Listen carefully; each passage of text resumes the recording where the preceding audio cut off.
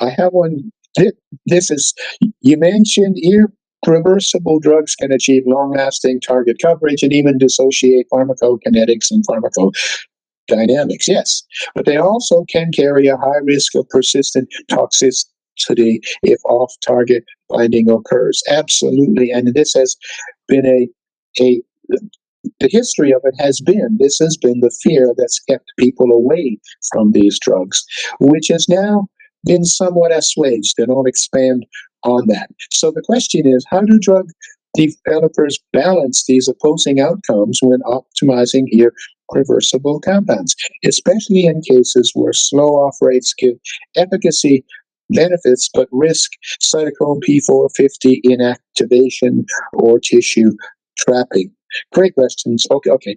First of all, your CYP effect probably will not be related to your on-target irreversible effect. They're totally separate. CYP time dependence usually happens when the molecule goes in the enzyme active site, starts to make the transition state, and gets stuck. So now your enzyme's got this substrate jammed in there, and it can't get rid of it. That's the most common. And that's going to be totally different from whatever is causing your drug to be an irreversible drug, because the enzyme's acting somewhere else on your scaffold, probably.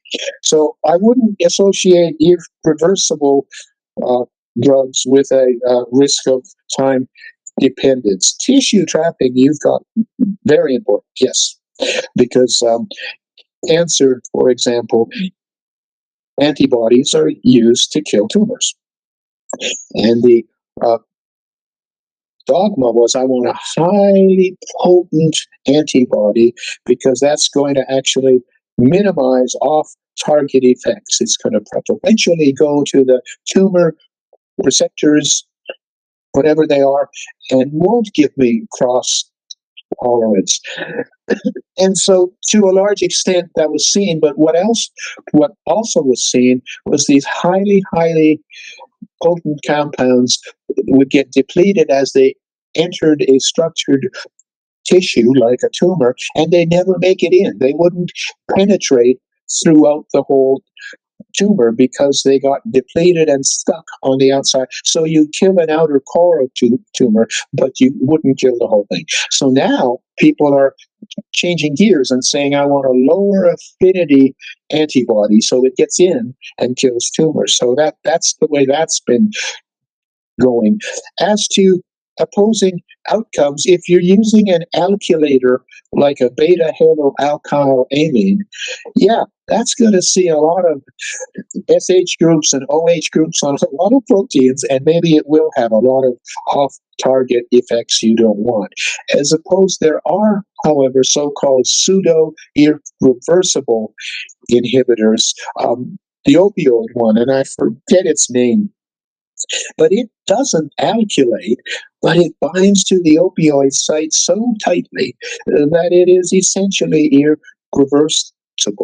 Now that one, you may not expect off-target effects near as much because it's not going to do that, well, probably to any other protein other than an opioid receptor. So it depends. If you're using a chemical reaction to knock out your target, that's risky because that you may get other effects. But there are a lot of drugs that simply are tight binders. Our drug for HIV, it's a CCR5. It's called Clavarol, and Pfizer's Travarol. They don't alkylate, but boy, when they bind, they don't come off either.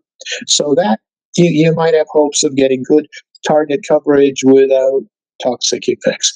In the end, it'll be target dependent, though.